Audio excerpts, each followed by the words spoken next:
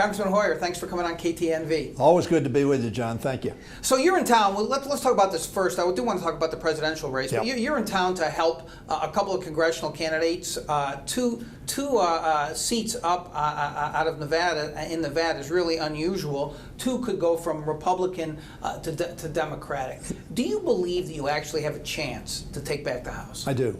But more importantly than my perspective, which is obviously somewhat biased, Larry Sabato, you know that name, out of the University of Virginia, quoted in all the major publications about politics. He says that if Clinton wins by 2 points more than Obama, which is a big victory, that's 53-5 as opposed to the 51-5, then we can win 39 seats. That's his matrix. He's got a whole matrix. Then you go to 3 points and then 4 points. But 2 points would be a big victory.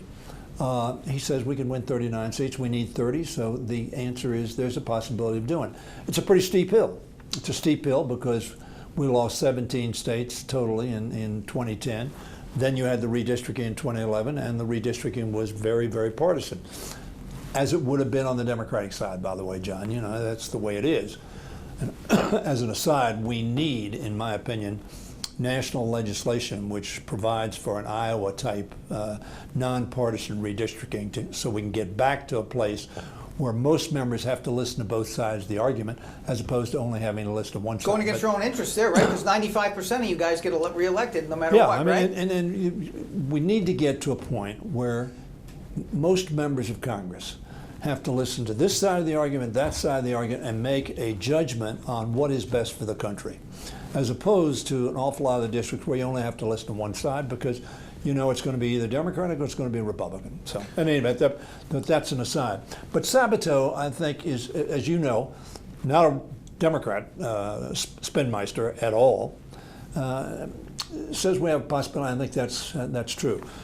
Nevada is very critical to that because, as you just pointed out, we have 2 seats that we can turn from Republican to Democratic. We should have kept the Horsford seat.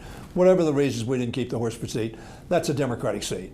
And we have a very good candidate in that, experience, served in your House here, served in your Senate here, young, dynamic guy. We think Rubin's going to be elected. And we've come up with a candidate that, frankly, I hadn't heard of at the beginning of the year. She was about the 17th choice, wasn't she? I don't know that she was the 17th choice, but she was not the first choice. Right. But I will tell you, we have mined gold, in my opinion. Jackie Rosen, who I just met probably 4 or 5 months ago, maybe 6 months ago, and I was very impressed with her. She came into my office. I talked to her. As you know, John, I've been involved in recruiting for 20 years for the Democratic Party around the country. Very impressed with her. And I said to myself, well, she's green, and we'll see what she does. But she's gotten into this race full-time, very hard, very effectively, raised money, energized supporters, and she's going to win this race. This is a Democratic performing district. We think that Hillary Clinton is going to be working very hard on field operations and getting out the vote. That's the key to Jackie Rosen's victory, obviously. Well, let's talk about that. You say it's Sure. a Democratic performing district, and you mentioned redistricting earlier. Since that district was created, you know a Democrat, your friend Dina Titus, is the only Democrat Right. to have ever held that seat. Republicans have held it entirely. So wouldn't it be an upset for Jackie Rosen to win that seat? I think it may be. But she's running against a guy who's lost 5 times. That's not a bad opponent to take on. Yeah. Got a great name. Right. But I don't know him, so I make no personal judgment on him. All I know is the record is he's run 5 times, lost in primaries and lost in generals. So that this time he won in the primary. But I also know that ultimately the voter of Nevada and the voter of the country are going to have to make decisions on, do we want our country to work? And by that I mean, I think Hillary Clinton's going to win this election nationally. We're either going to have another 2 years or 4 years of gridlock, which are driving the American people crazy and which are not good for the country, or we're going to have productive, constructive working together. That's what Jackie Rosen represents.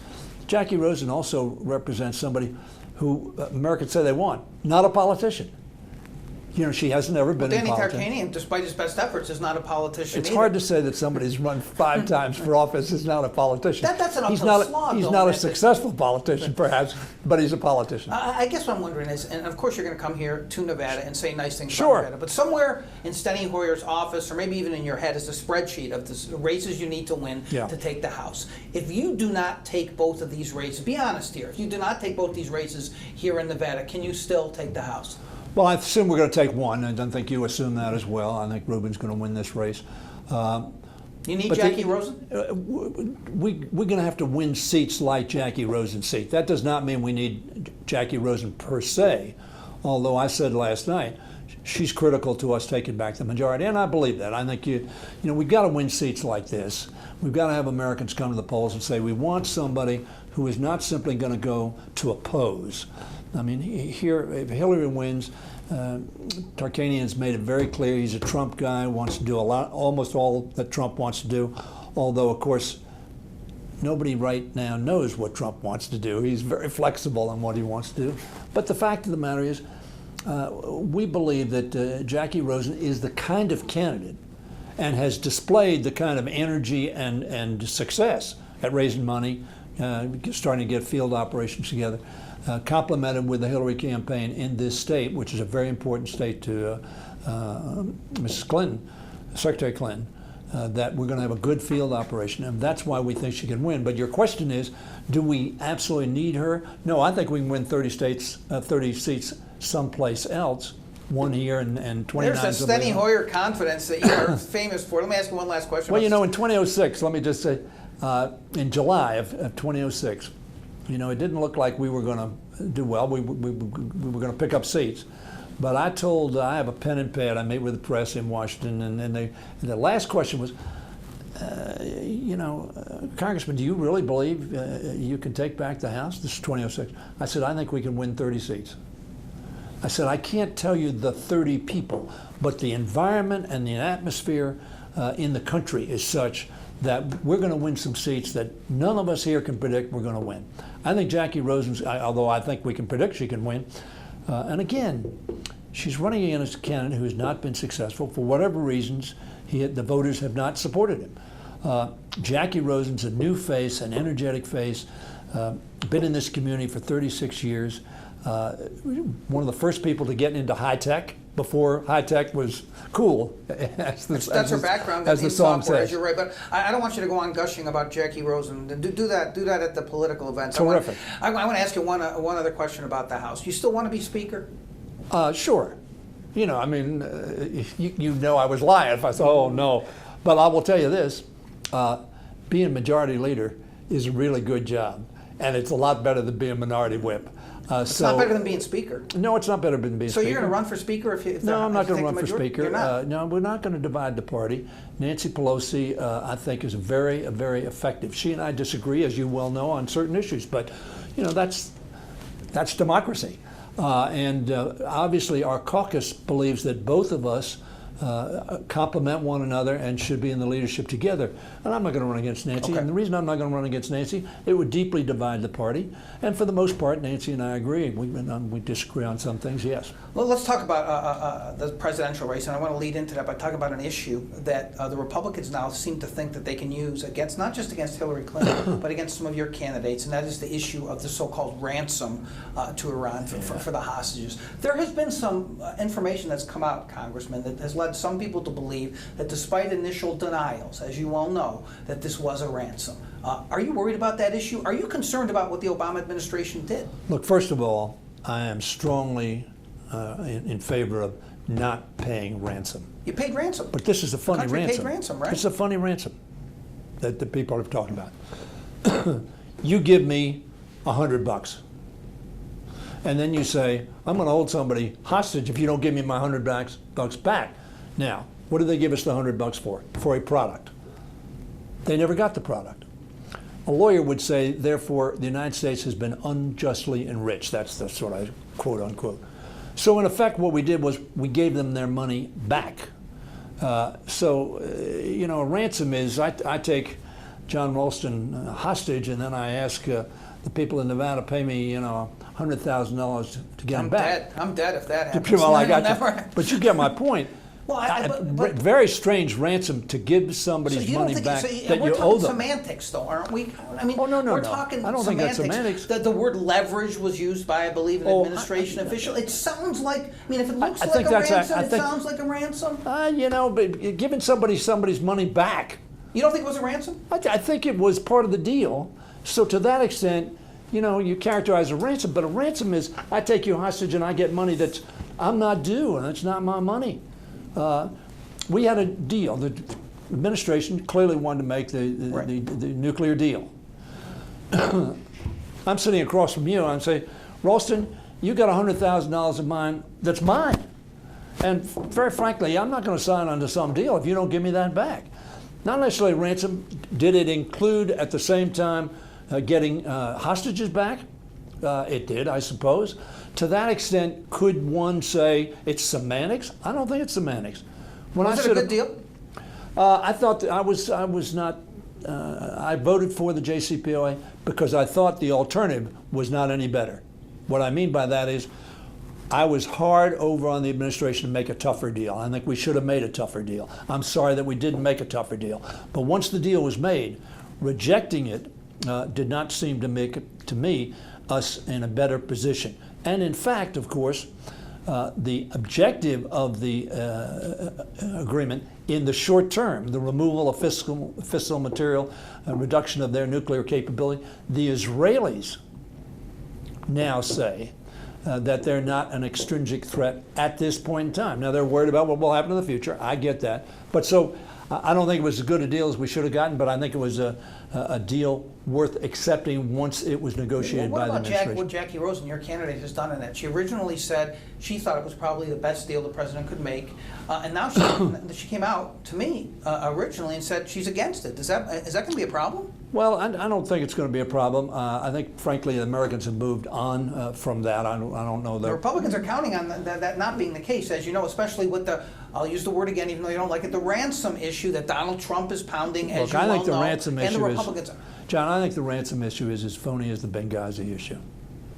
Frankly, is it something they can make and you semantically, yeah, this is a ransom? You sit down at the table. I've got money of yours. You say, look, before I make a deal, you better give me my money back. You owe it to me. We knew we owed them the timing, money. the language. You understand how politics works. Sure. We're not going to have an hour-long conversation about it. It's going to be up in 30-second ads against all your candidates. John, correct? I agree with you. The visual was not good. Yeah. But I don't believe it was a ransom in the sense that we are paying somebody money because they captured somebody. That was done. We owed them money, sat down at the table. It was all done together, right. Presumably. I just don't think it was a ransom. Let me just ask you a couple quick questions about the presidential race. Hillary Clinton seems to be the only Democrat who couldn't be crushing Donald Trump right now. And here in Nevada, the race is actually close. Nationally, of course, it's not. So, are you worried about this issue of dishonesty and distrust, which would be crushing Donald Trump? Right? Because his numbers are even worse there in most cases than Hillary Clinton. Those numbers are really bad. Does that concern you? Sure, John. I'd a lot prefer that Hillary Clinton's unfavorables were at 20%. They're pretty high. The Clintons have always been very controversial. This whole thing with the emails is a bad thing. Did she handle Shouldn't that badly? have done it. I think she ought to just say, look, I messed up. She did say that finally. I'm sure you saw on CNN. She finally gave this statement. I take responsibility for it. I apologize for it. I would certainly do it differently if I could. Shouldn't she have said that about a year ago? Absolutely. You and I agree. Yeah. Of course. It was a bad thing to do. She shouldn't have done it. The fact that previous secretaries have done it in a much less robust way, but it was not a good judgment. And she just said, look, I messed up. I shouldn't have done it. Won't do it again. And I think that would have been over. Should she call a press conference? There's been a lot of controversy. Of course, a lot of it is among people in my business, right? We want her to call a press conference. You want access. But not everyone is as accessible as Steny Hoyer. And so, seriously, shouldn't she have a press conference? She's running for president. I think it would be useful. But frankly, at some point in time, we all get frustrated with these kinds of things. This country has serious problems. We need to make sure that we have a fiscal posture going forward that is sound. We need to make sure that we deal with the health care of Americans. We need to make sure that we're creating jobs for those people who are angry and fearful of the future because they don't have jobs. We need to make sure that global warming does not overwhelm us, both in terms of weather and in health and agriculture. These are serious issues, but we get distracted. I don't mean that the email, I agree with Bernie Sanders, enough already with the emails. But you're saying that, and those issues you just mentioned, those are grist for a robust debate between two candidates. And we're not doing it. But you'll know something else about running for president. Character matters. I could let you go on forever about Donald Trump's character, I bet. That's what this is about for Hillary Clinton. She needs to, even if she's not, it's hard to get your negative numbers down once they're up. You know that very well. Not that you have any negative numbers, sir. But seriously, the point with Hillary Clinton is character matters. Yes. And so she needs to do, you would think she needs to do more, including maybe just having an open vetting with the wonderful members of the media. John, I think character does matter. And let me say this. Hillary Clinton, from the day she graduated from college, I think has demonstrated the character of her convictions and commitment to families, to children, to policies that help average working You trust her? Americans. You have no issues with her dishonesty at all? None. None. Do I think she should have handled herself better, explained it better? I think she tends to speak more as a lawyer. I'm a lawyer, you know, and I think she admits that in this, what was the word she used? No, I can't. Relitigate. Relitigate. Only you lawyers use that word. Yeah, right. But in any event, could she have done that better? But I've worked with Hillary Clinton now for over 20 years. I've always found her to be truthful. I've found her to be on top of the issues. I've found her to be consistent in her values and in her commitments. That's what I view character as all about. And Hillary Clinton, I think, has the kind of character that will be useful to this country. And very frankly, people are going to have to make a judgment.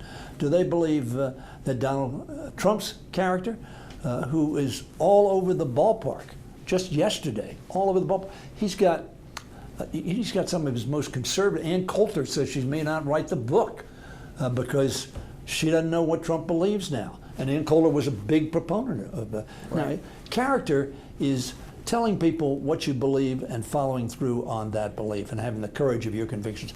The answer is, I think Hillary Clinton has that. Congressman Hoyer, it's been great talking to you. Thanks for spending some time. Thanks, John. Appreciate all you do. All right, thank you.